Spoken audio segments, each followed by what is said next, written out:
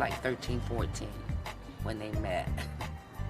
Sean was, their friendship, you know, grew into something where it's, you know, as like Sean was the bodyguard.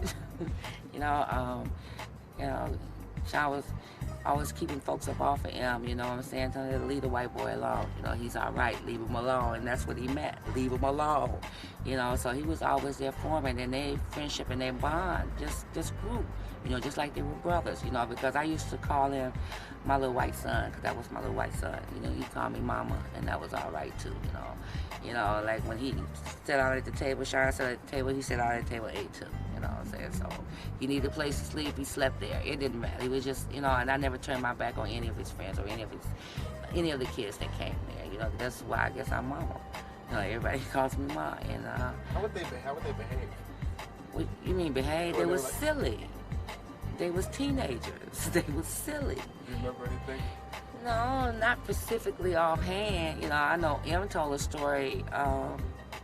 I remember that, but I didn't remember it until he told it about Sean went around to the top. You know, he tried to ask me, he said, Mom, you mind if I give these shoes away? I said, they're yours if that's what you want to do.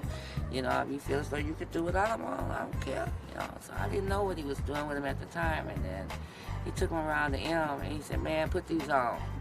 And I said, what's them for? He said, man, put them on, because he said, I'm tired of you wearing them same old dirty damn gym shoes. So he said, put these on.